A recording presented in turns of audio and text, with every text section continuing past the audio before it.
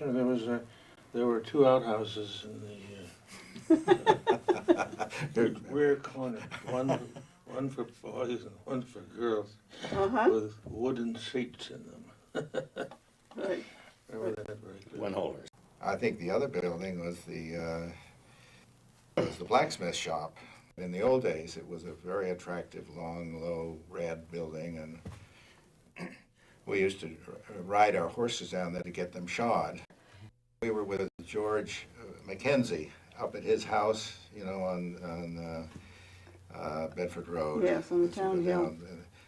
And we had arranged to have a dummy on a pulley that you could let down in the middle of the road and then pull it up when we came by.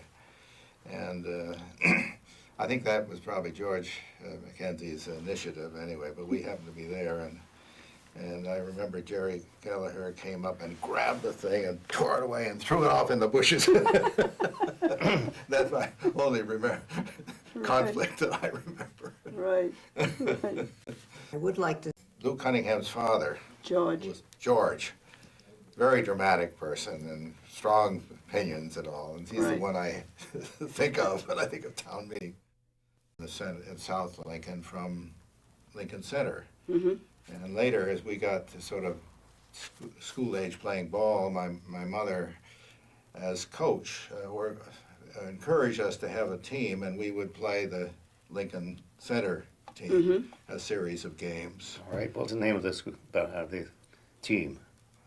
Do you remember? Sure. What were they? Sheep's End. Sheep's End, yeah. Oh, okay. You know, Bill Dean insisted that our end of town, at least from 117 over, was known as Sheep's End, to show your vegetables or your flowers and so on, or animals. Animals. Up in the town hall, the famous hall at that time we called the town hall, Right. and lugging your chickens or your ducks or whatever and putting them up there was part of that tradition. Character a person I admired very much was Johnny Garrison, with whom we played hockey as kids. As expert hockey players, he and Jim Hutchinson would allow us to get involved, and we kept on as we got older and a little more proficient we played with. Right. And I think people of that kind, it's not just people, unusual characters, but people No. who you admired, who were role models Right. with whom you grew up. And I think one of the great things I think about this town was to have that kind of experience. A person in the telephone office and so on who was answering your calls and all, and even it overlapped with when I started medical practice, and so you had a live person there who could handle the situation if somebody called in Right. personally. Right. To find where you were located. That's right. Right. Yeah. Mary's family, her grandmother was a Farah, No, really? and she talked about Ed Farah and Charlie Foreman. Yeah, But they're the ones that flooded That's right. when they did that it. meadow. You know. Well, it wasn't, they retained it because it was the floods every year during flood stage in the spring. The water would come all the way up to Ed Farrah's house. And so he thought, you know, it would be nice if it stayed that way. And he thought, you know, if I can get the town to build up 117, which was flooded every year anyway, and I put in a dam, 250-foot dam, I could keep it as a permanent body of water, which he did with Charlie Foreman in the 1900, I guess. And he had himself a pond.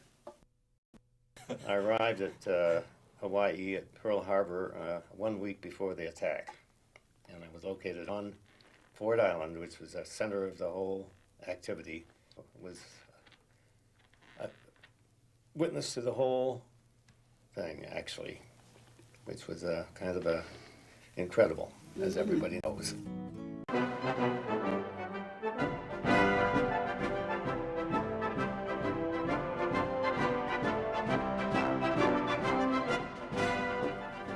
Certainly the 4th of July parade is a cultural event, Yes.